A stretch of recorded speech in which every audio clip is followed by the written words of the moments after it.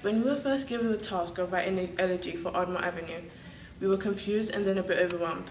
How can we write an elegy for a school that we never went to?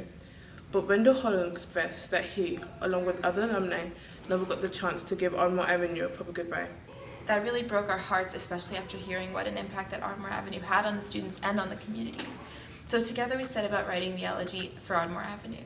This was more difficult than we thought. We all have very unique perspectives and writing styles, and we had to try and blend them together into one flowing piece. There were a lot of discussions about logistics and philosophy before we began writing it. When we finally worked it out and it came together, it was a product we were all proud of. Built in 1875, the Ardmore Avenue School went through a lot in the 88 years it stood. To many, it was just an elementary school in Ardmore, but those people didn't go to that school, didn't meet their childhood best friends, or make some of their best childhood memories there. It's easy for many to say it's just an elementary school because they didn't have the same experience in it as others did. They didn't play football at the back of the school or slide down the fire escape like the Ardmore Avenue school students did. It may have been the closing of an elementary school to some, a victory to others, but to the students of the school, some who had been going there for 4 or 5 years, some who were excited to start the last year of elementary school, it was a closing of their school, a building that held many of their childhood memories so far.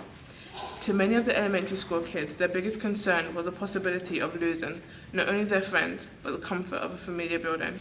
The Ardmore Avenue School building is not only significant for its history in Ardmore, but for the pivotal role it played in the community.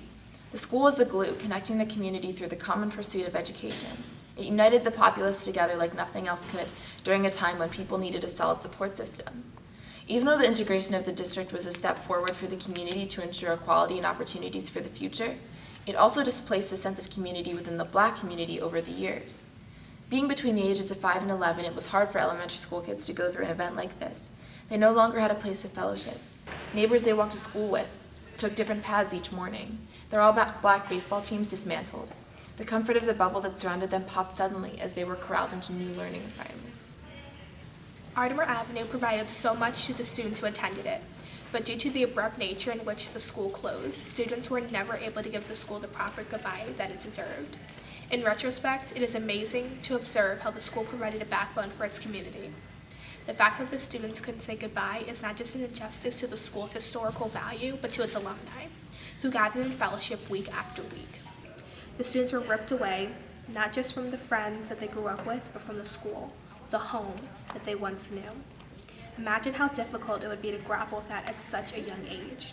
Even the students who took the situation in stride must have felt the tremendous loss that they were faced with. Here, we were able to present a much-deserved and very belated adieu.